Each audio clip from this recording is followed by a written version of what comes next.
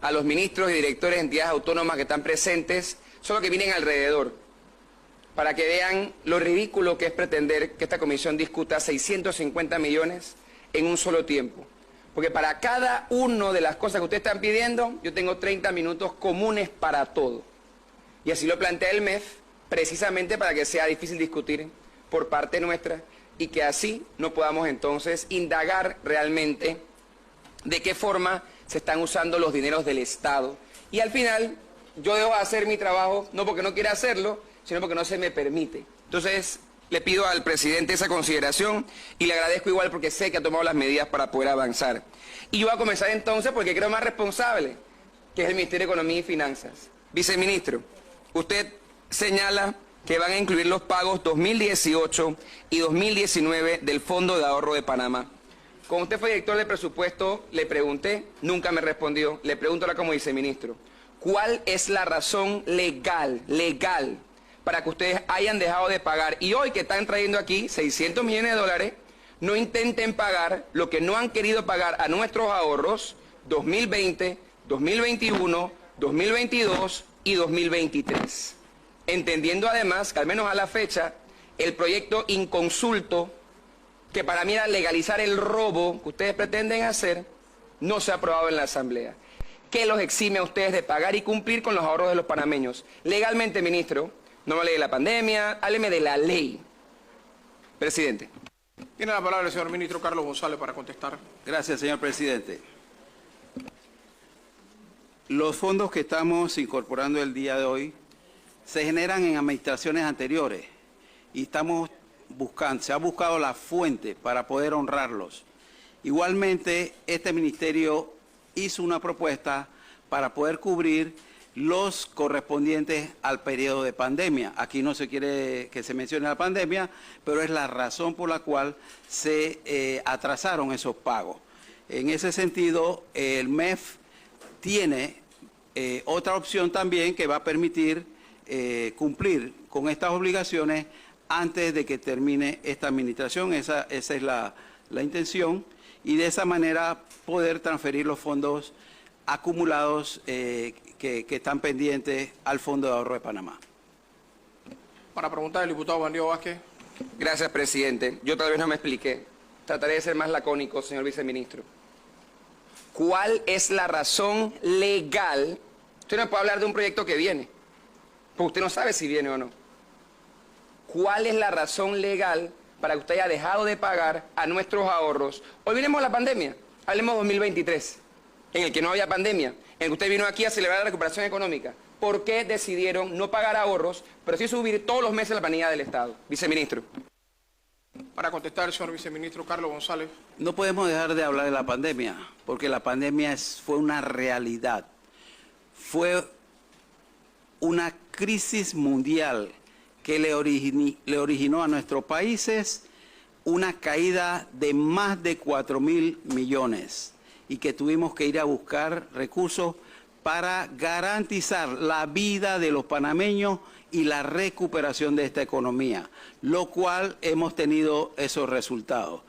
No tiene absolutamente ningún sentido ir contra el objetivo de la propia ley de ahorro de Panamá, porque el objetivo es justamente que cuando el país está en situaciones favorables haga ahorro, pero cuando está en situaciones de fragilidad, entonces pueda hacer uso de estos recursos. En ese momento no se hizo uso de los recursos y sencillamente se atendieron las necesidades y no habían los recursos para poder honrar una situación que se genera por un error de fórmula en la ley original.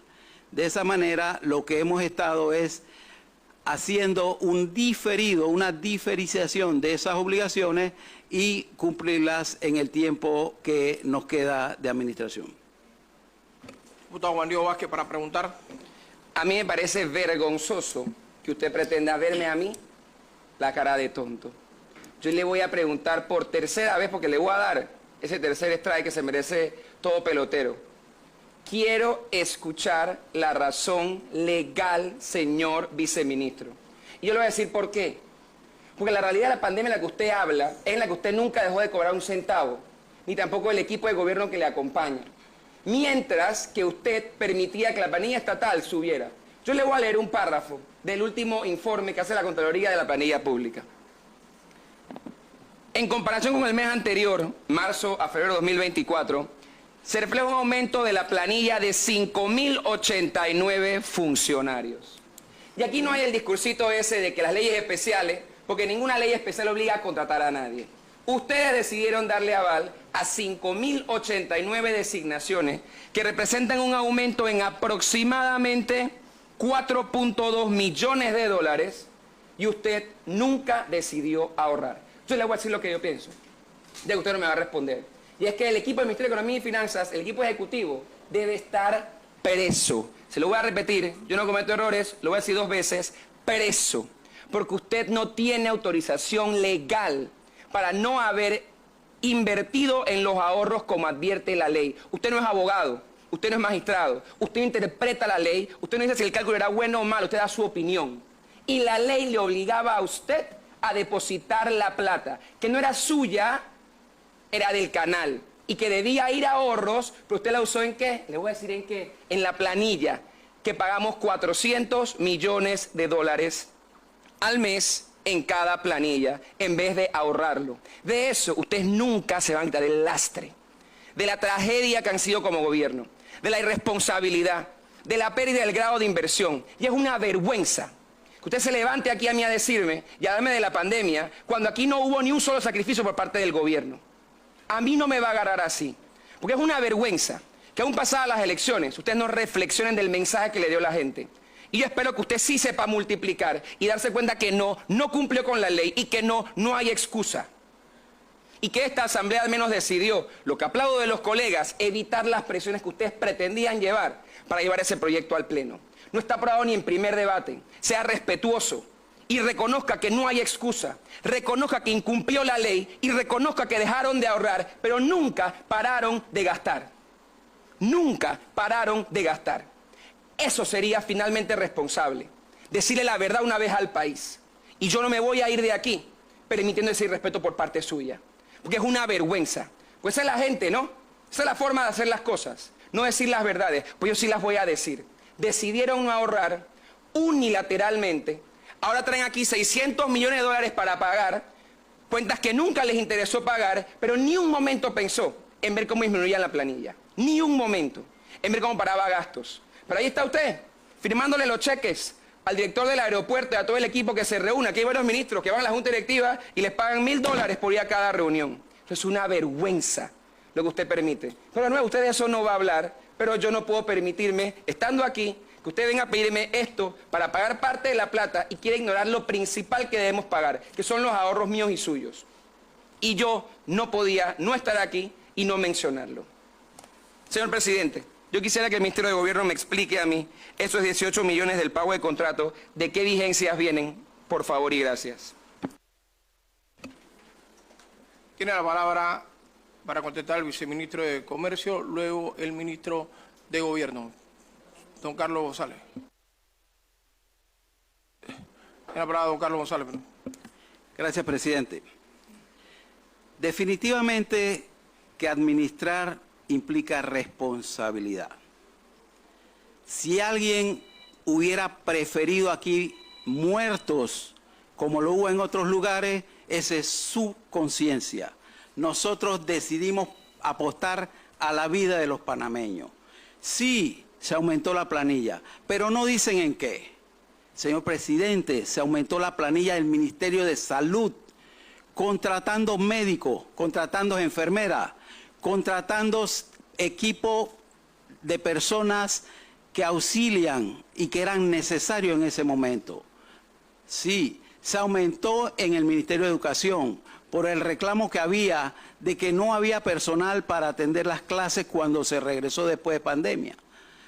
Se aumentó en el Ministerio de Seguridad porque aquí venía y se acusaba de que no se estaba dándole seguridad al pueblo. Entonces, Sí hubo aumento en la planilla, pero hay que leer completo el informe y dice dónde se dio el aumento de planilla. ¿Hubo disminución de planilla? Sí lo hicimos. Nosotros desde que entramos redujimos 1.500 posiciones en el año 2019 y entre el año 2020 al 23 nosotros redujimos en otras entidades, redujimos más de 1.600 posiciones. Y usted sabe, presidente, que aquí trajimos como política la eliminación de todas las vacantes que se iban generando, con excepción de las áreas prioritarias.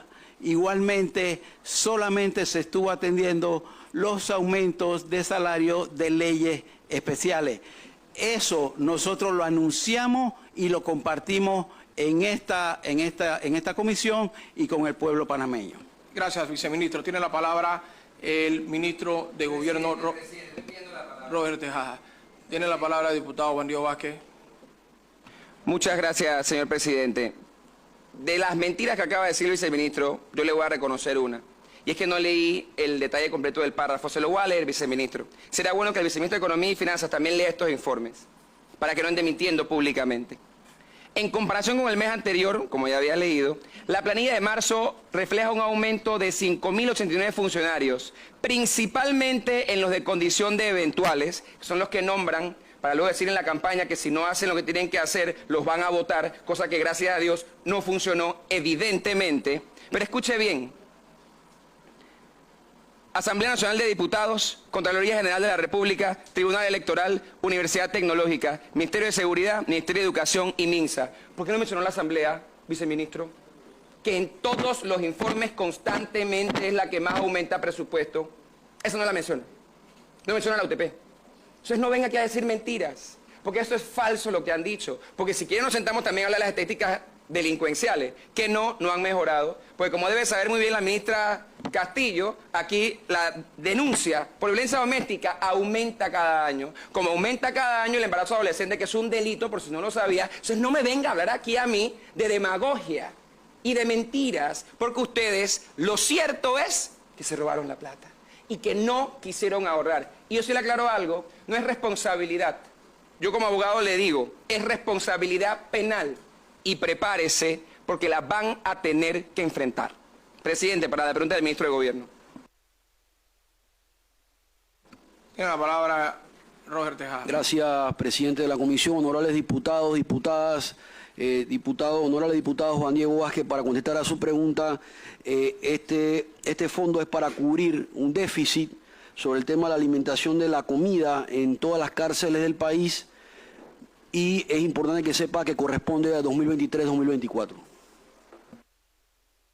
Gracias, diputado. Ministro Roger, tiene la palabra el diputado Juan Diego Vázquez. Gracias, presidente. ¿A quién se le hace el pago para esto 2023-2024? ¿Y hasta qué parte de la vigencia 2024 se va a hacer el pago para este contrato, ministro? Ministro Roger Tejada. Gracias, diputado. Para contestar, en esta ocasión existen específicamente siete proveedores que brindan servicios para los alimentos divididos en las siguientes provincias: Panamá y Colón, Chiriquí, Coclé, Darién, Bocas del Toro, Herrera y Los Santos, que es un mismo proveedor en este caso, y la provincia de Veraguas. Es importante mencionar que la misma es para cumplir al mes corriente con la responsabilidad del Ministerio de Gobierno y así dejar saneadas las finanzas para la próxima administración de gobierno. Diputado Juan Diego Vázquez. Gracias, presidente. Presidente, tengo una pregunta para el ministro de Vivienda, Rogelio Paredes. Ministro, ustedes pretenden hacer un pago por aproximadamente 30 millones de balboas para la renovación urbana de Colón, que incluye, entre otras empresas, a Constructora Norberto Odebrecht, que le debe al Estado un montón de plata en una multa por corrupción. ¿Me puede explicar cómo usted pretende hacer ese pago, señor ministro? Específicamente que estoy preguntándole, Para presidente. contestar, Su Excelencia Rogelio Paredes.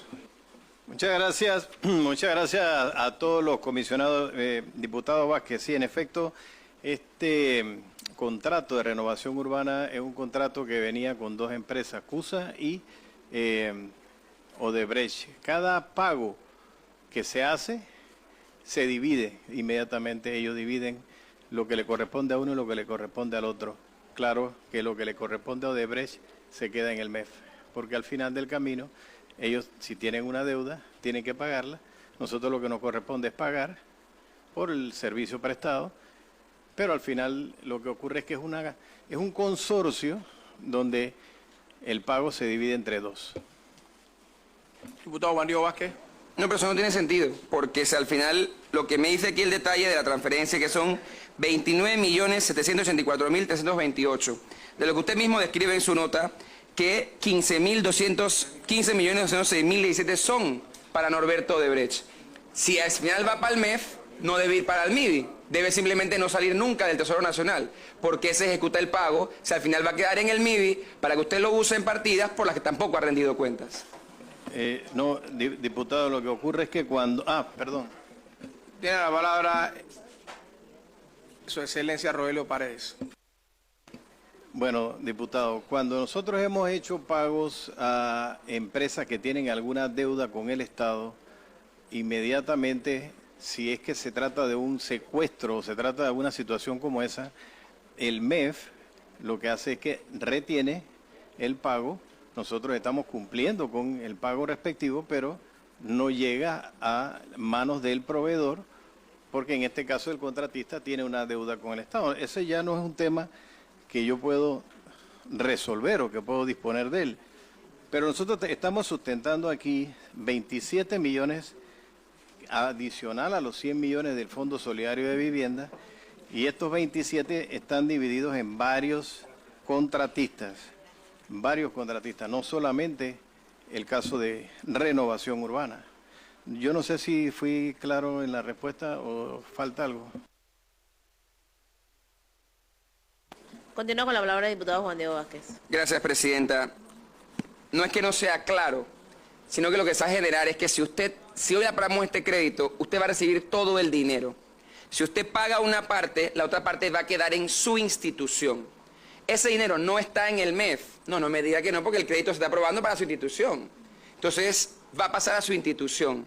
De ahí, yo sí puedo estar de acuerdo que usted no va a poder usarlo, salvo que lo traslade, pero no es que va a quedar en el MEF, va a quedar en su institución. Entonces, ahí es donde tiene que entrar el tema de cómo se divide este fondo, pues estos 15 millones pueden ser perfectamente utilizados para otra clase de pagos. Se me ocurre el oncológico, se me ocurre otra serie de ahorros que se han hecho, se me ocurre todo lo que necesitan hoy en día los internos de medicina. Entonces el pago no debería salir. Entonces yo sí creo que eso es un tema que tiene que verificarse porque no genera para mí la tranquilidad. Yo le tengo una pregunta también. Estos 100 millones para el fondo de vivienda, ¿sería saldar toda la deuda que hay con los promotores o dejaría cuentas pendientes con ellos? Señor Rogelio Paredes, para contestar. Gracias. Bueno, Fondo Solidario de Vivienda debe estar debiendo en este momento cerca de 107 a 108 millones de dólares a los promotores de vivienda a nivel nacional. 100 millones, diputados, prácticamente borran la deuda que tenemos nosotros con ellos. Nosotros estamos ya anunciando, lo hemos dicho varias veces, que todo lo que debemos del año 2022 y 2023 va a ser cancelado, puesto en cero. Ese es el propósito de este dinero, que está dirigido exclusivamente al Fondo Solidario de Vivienda. Qué bueno que me hace la pregunta porque estas sesiones las sigue mucha gente y ese es un tema que había estado gravitando porque en efecto tenía una deuda en crecimiento que ahora se está cancelando. Diputado Juan Diego Vázquez. Muchas gracias, presidente. Mire, aquí, por ejemplo, en el crédito adicional no se ha contemplado ni siquiera poder analizar cómo poder llevar adelante una verdadera gestión de políticas públicas que garantice el dinero que sea requerido para poder llevar a cabo todas las estaciones de bombeo y de potabilización que requiere el IDAN. Entonces, yo lo que creo que es penoso en este día, no solamente es la irresponsabilidad manifiesta del Ministerio de Economía y Finanzas y quien lo dirige, que evidentemente está alejado de la realidad, pero yo lo que creo que es sano que los ministros de Estado que tengo aquí, al que lamentablemente no les puedo dedicar el tiempo que quisiera para poder hacer preguntas sobre los millones que estamos aprobando, reflexionen sobre cómo aprueban un crédito adicional. Porque al final, este es dinero del país que no está llegando a solucionar problemas concretos que el país está enfrentando. Porque al final tenemos que tener algo claro, que yo lo sé. Las necesidades son infinitas y los recursos son finitos. Pero cuando yo le doy preferencia a techos de esperanza, cuando yo le doy preferencia a saldar deudas con empresas condenadas por corrupción, cuando yo le doy preferencia a no cumplir con el ahorro, cuando yo le doy preferencia a seguir abultando la planilla mes con mes y no puedo responder, por ejemplo, con los internos del Ministerio de Salud, cuando no puedo responder con el oncológico, que hace una semana se fue la luz, hace una semana no había los medicamentos, es cuando se pregunta, válgame, el gobierno cómo lleva a cabo la clasificación de los recursos, porque repito, no hay para todo el mundo.